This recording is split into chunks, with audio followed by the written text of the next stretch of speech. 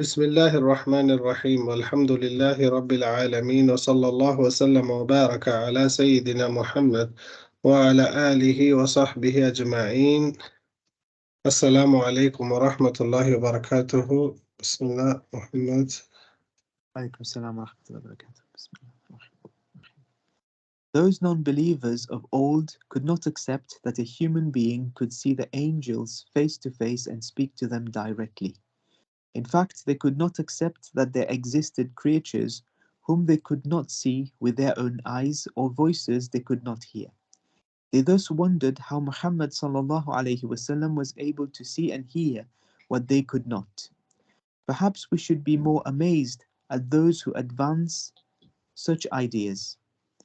These might have been plausible in the early days of ignorance, but we have today plenty of scientific evidence which can be relied upon to explain the mysteries of the world beyond the reach of our perception.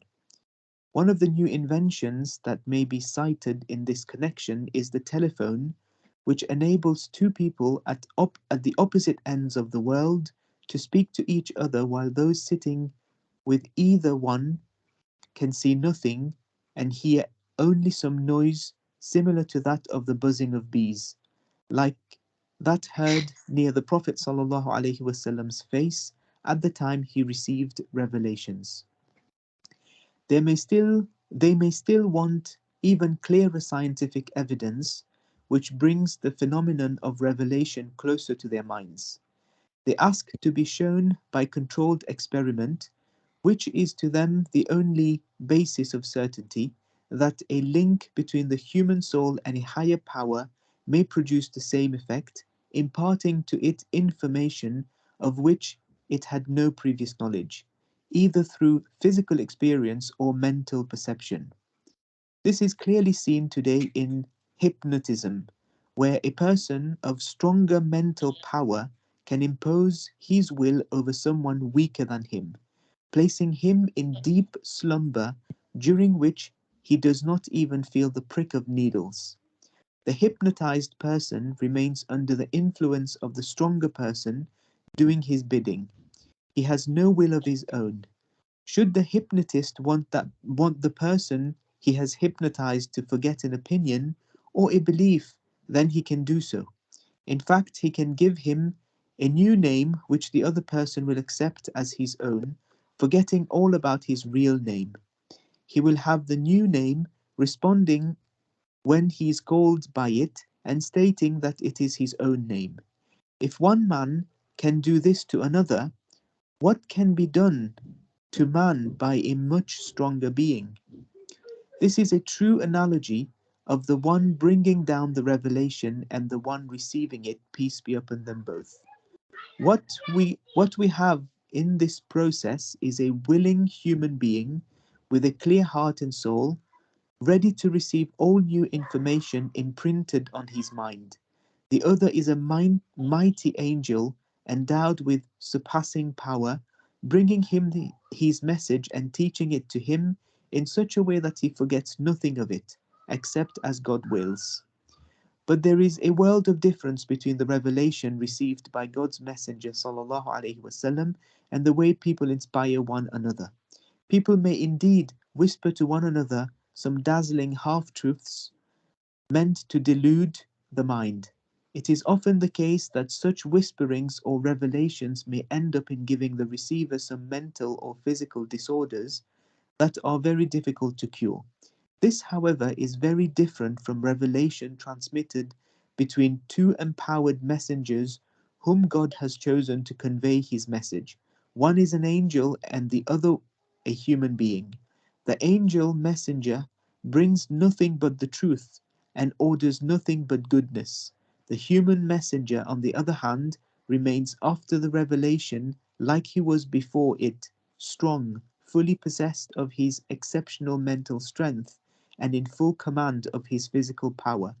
God knows best on whom to bestow his message. A prelude to the study of a unique book.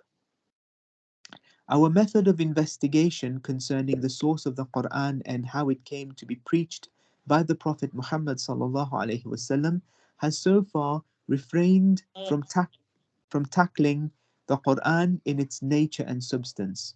All that we have done is to study the route it has come through. We have found in its statements of its bearer his moral values and discipline, his scientific means and sources, as well as his public and private circumstances, which accumulating evidence uh, and private circumstances, much accumulating evidence confirming that no one on earth could be described as the author of the Quran. Its author is none other than God. Jazakallah khair, وإياكم Muhammad. صلى الله على سيدنا محمد. Bismillah. Thus it is people's secret intentions that God looks at in whatever they do. Lo, those who fear their Lord in secret, theirs will be a forgiveness and a great reward. And keep your opinion secret or proclaim it. Lo, He is the knower of all that is in the breasts of people.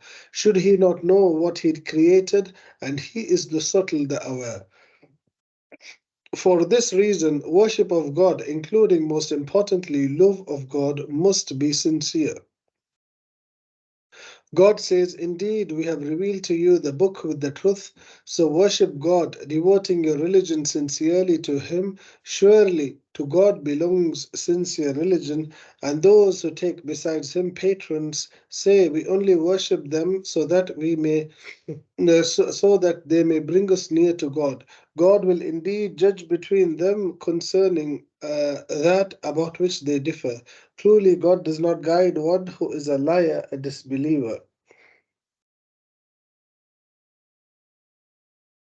Say, God alone I worship, devoting my religion sincerely to Him. So supplicate to God, devoting your religion sincerely to Him, however much the disbelievers be averse. He is the living, there is no God except Him. So supplicate to Him, devoting your religion sincerely to Him. Praise be to God, the Lord of the worlds.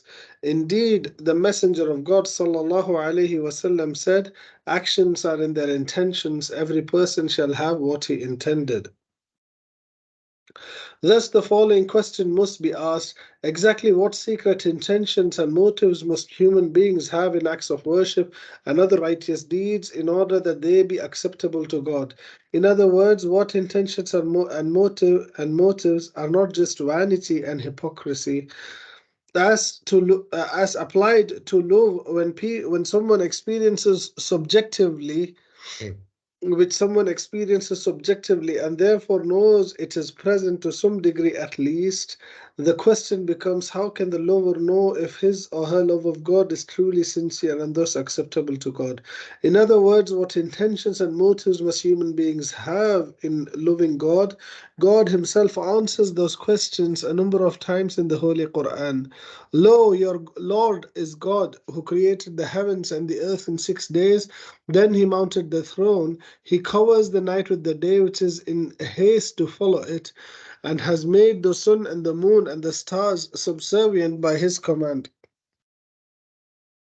His verily is all creation and commandment. Blessed be God, the Lord of the worlds. O mankind, call upon your Lord humbly and in secret. Lo, He loves not aggressors. Work not confusion in the earth after the fair or ordering thereof, and call on Him in fear and ardent hope.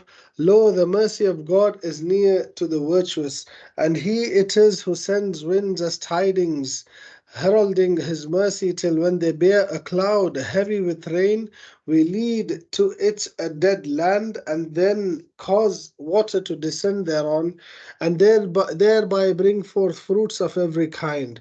Thus bring we forth the dead, that perhaps you may remember. As for the good land, its vegetation comes forth by permission of its Lord, while as for that which is bad, only the useless comes forth from it. Thus do we recount the tokens for people who give thanks. As for the good land, its vegetation comes forth by the permission of its Lord, while as for that which is bad, only the useless comes forth from it. Thus do we recount tokens for people who give thanks. Only those who believe in our revelations, who, when they are reminded of them, fall down prostrate and hymn the praise of their Lord, and they are not scornful, who forsake their beds to cry unto their Lord in fear and ardent hope, and spend of that we have bestowed on them. No soul knows what is kept hidden for them of joy, as a reward for what they used to do. Is he who is a believer like unto him who is an evil liver? They are not alike, but as for those who believe and do good works, for them are the gardens of retreat, a welcome in reward for what they used to do. Is he who pays adoration in the watches of the night, prostrate and standing, being weary of the hereafter, hoping for the mercy of his Lord, to be accounted equal with a disbeliever? Say unto them, O Muhammad, are those who know equal to those who know not, but only men of understanding will pay heed.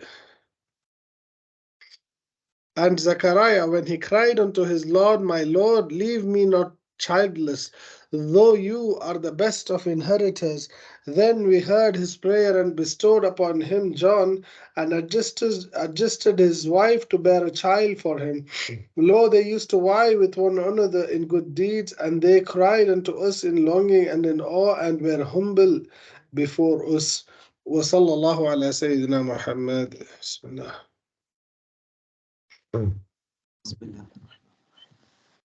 According to Professor Shawqi Dhaif, Bilal bin Rabah paced the streets of Medina requesting the attendance of any companion who possessed verses recorded by the Prophet ﷺ's own dictation. How Zayd bin Thabit radiallahu anhu utilized the written materials. The normal procedure in collating manuscripts is for the editor to compare different copies of the same work, though naturally not all copies will be of equal value. In outlining manuscript gradations, which are most dependable and which are worthless, Strasser set out a few rules, among the most important of which are: 1. Older copies are generally more reliable than newer ones. 2. Copies that are revised and corrected by the scribe through comparison with the mother manuscript are superior to those which lack this. 3. The original is extant. Any copy scribed from this loses all significance. Blanchet and Sauvager reiterated this third point. Should the author's original autograph exist, or a copy revised by the author, then the value of all other copies is negated. Likewise, in the absence of the author's original, any duplicate whose mother copy is available is discarded. Suppose that a manuscript's lineage follows the tree above. Consider these two scenarios. Assume that the original author only produced a single edition of his book. There were no second editions or amendments or emendations to the first. 3 manuscripts of this work are uncovered: the autographed original, an entire copy written in the author's hand; 2, a single manuscript which was scribed from the author's original, A for example; and 3, another manuscript which is very late, L perhaps. Obviously, the second and third manuscripts are worthless and cannot be taken into consideration when editing the work, since neither of them is of equal status to the original author's handwritten copy. Again, assume a single edition of the book. Failing to locate the autographed copy, however, the author is forced to rely on 3 other manuscripts. 2 manuscripts written by the original author's students, we designate as A and B. The third manuscript X is copied from B, where X has no value. Here X has no value. The editor must depend entirely on A and B and cannot discard either of them, since both have equal bearing. Such are the underpinnings of textual criticism and editing as established by Orientalists in the 20th century. 14 centuries ago, however, Zayd radiallahu anhu did precisely this. The Prophet ﷺ's sojourn in Medina had been a time of intense scribal activity. Many companions possessed verses which they had copied from the parchments of friends and neighbors.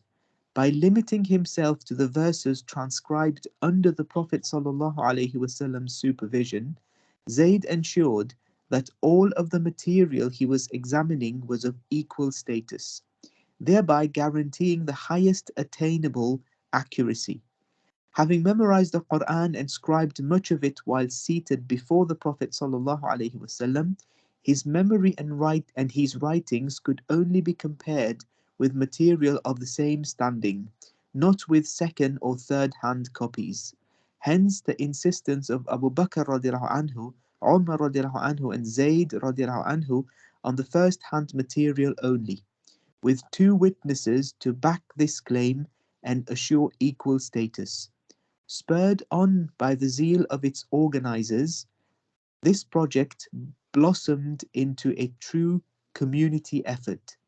Caliph Abu Bakr radiallahu anhu issued a general invitation, or one may say a decree, for every eligible person to participate. The project was carried out in the Prophet ﷺ's mosque, a central gathering place. Following the Caliph's instructions, Umar radiallahu anhu stood at the gates of the mosque and announced that anyone possessing written verses dictated from the Prophet ﷺ must bring them. Bilal radiallahu anhu announced the same thing through the streets of Medina. جزاك الله خيرا. وإياكم وصلى الله على سيدنا محمد.